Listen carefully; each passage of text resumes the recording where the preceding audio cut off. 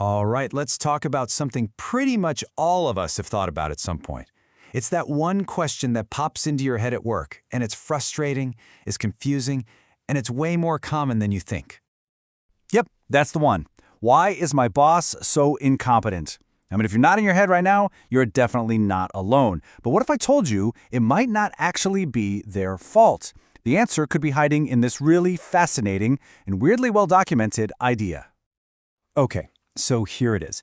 It's called the Peter Principle. This idea comes from a book by Dr. Lawrence J. Peter back in 1969. And the core idea? It's actually super simple. In any organization, you get promoted based on how well you do your current job, and you keep getting promoted until you land in a role that you just can't do effectively. That's it. You get stuck at your own personal level of incompetence. To really get how this works, let's look at a classic example. We're going to follow the story of a really talented employee who does everything right, and then somehow finds himself in a position where he does everything wrong. So, let's imagine this guy, James. He is an absolute rock star of a software engineer, the go-to guy for fixing the hardest bugs. So, because he's so good, what does the company do? They promote him to engineering manager. But here's the catch. His job is no longer about code.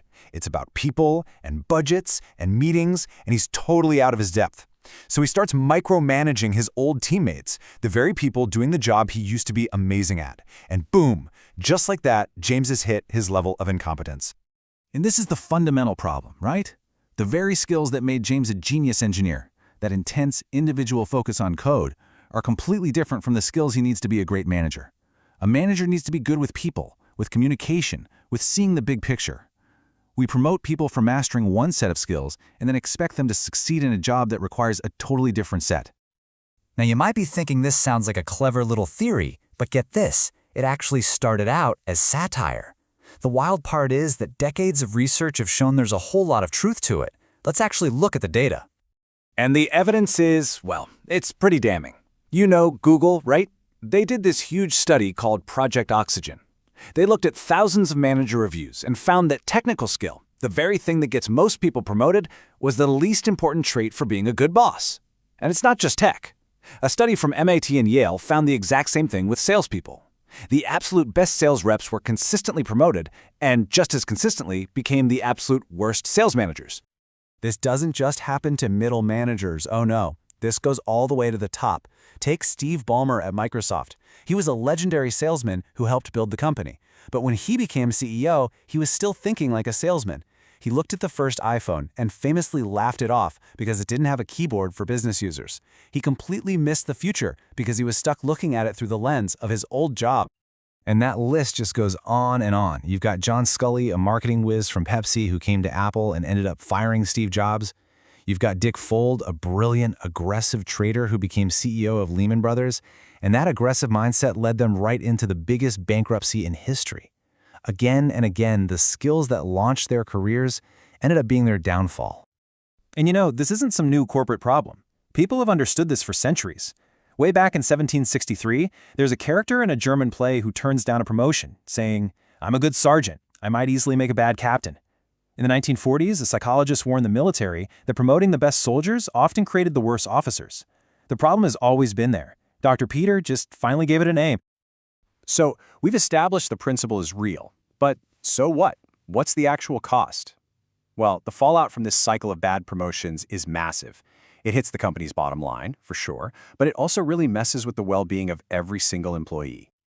I mean, when you boil it all down, it comes down to this one simple, devastating trade-off. The company loses its best software engineer or its best salesperson, and in their place, they get a stressed-out, ineffective manager. It is a lose-lose situation for everybody.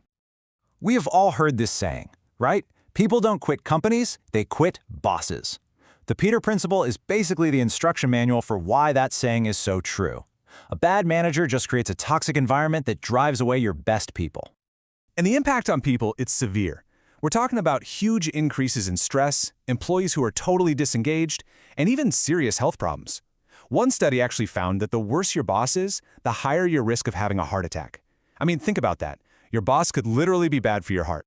So let's talk about the financial cost, because it is staggering. That number you see, $223 billion, That's the estimated cost of employee turnover, just from people quitting because of bad managers over the past 5 years. That is the real price tag for promoting the wrong people. So why does this keep happening?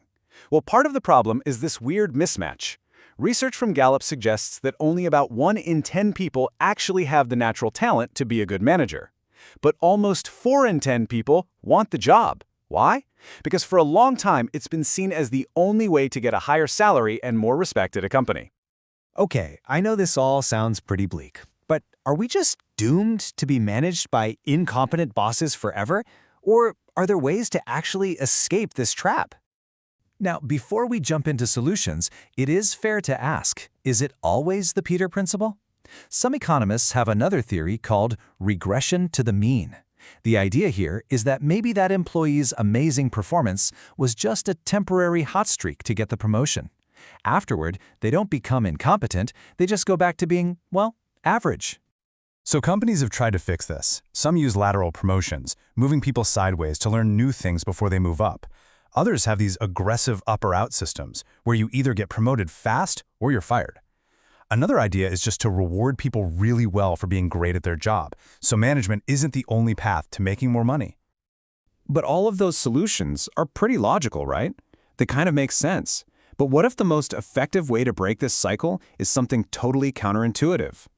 This is absolutely incredible. A group of Italian researchers ran a big computer simulation to find the most efficient way to promote people, and their conclusion? Promoting the best person for the job was actually one of the worst strategies. The 2 best strategies were 1. Promote people completely at random, or 2, and this is even weirder, promote an equal mix of your very best and your very worst employees. I know, it sounds nuts, but the simulation showed it keeps skilled people spread all throughout the company. So what's the takeaway for you as an individual in all this? Well, Dr. Peter himself has some pretty cheeky advice. He basically suggested a strategy of creative incompetence. You do your job well enough so you don't get fired, but just badly enough that no one would ever think of promoting you. It's kind of like an old-school version of what we call quiet quitting today. And really, that brings us to the final and maybe the most important question, the one we should all be asking ourselves.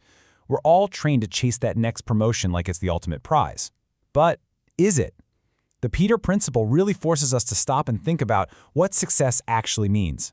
Is it about climbing the ladder, or is it about being truly great at what you do and finding rewards and fulfillment right where you are?